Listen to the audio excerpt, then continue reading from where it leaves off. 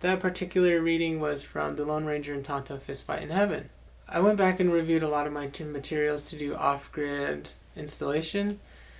It was really nice because I needed to brush up on a lot of the NEC rules and requirements, and then I reviewed a lot of the materials I had on the different inverters, the charge controllers, the mates, and how all the system components come together. I really need a system load. Working backward from the load, I would be able to determine the PV array size, the battery sizing, what kind of inverters to use. Then I could go about sizing my wires and then determining what kind of disconnects I would use. In order to move forward with that, I would need a sample load to go off of, which I need someone to work with. It was good to review all of those materials, but I think I've come to some kind of standstill. The past week I stayed at my grandmother's house and visited with my Aunt Ella and my cousin Alex. It was really nice because we got to watch TV. Similar to Sherman Alexie's character going home and flipping through the channels for the meaning of life in the game shows. I did that a little bit with Jeopardy. While I was staying at my grandmother's house, my sister, she sent me a text about a request for proposal by SRP. SRP is a utility here in Arizona. And at first I ignored the proposal because it was for 200 megawatts, which I thought, that's just totally out of my range or scale. The largest project I was ever on was 6 megawatts. On Sunday, there was a chapter meeting at the coal mine chapter, and I went there to gather information and data, see how the community was doing. And before the meeting got started, I met with one of my relatives, Phil Zani, who was the vice president of the chapter.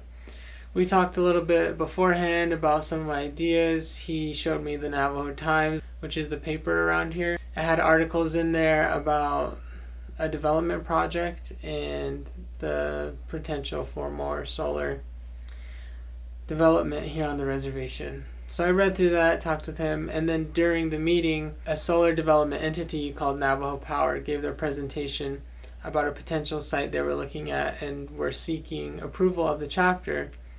So they broke down some of the statistics, what the project could provide economically for the chapter, and it was interesting to gauge the atmosphere and the attitude of the people.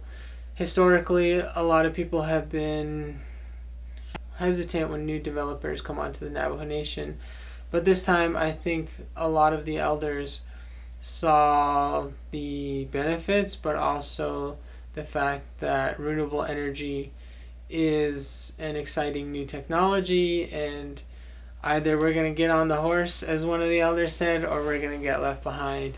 From the general atmosphere and attitude, it sounds like the project will get approved, which is really awesome. I hope the project's successful, because then that can provide a pilot project moving forward for other solar projects to be deployed. That night I was pretty restless.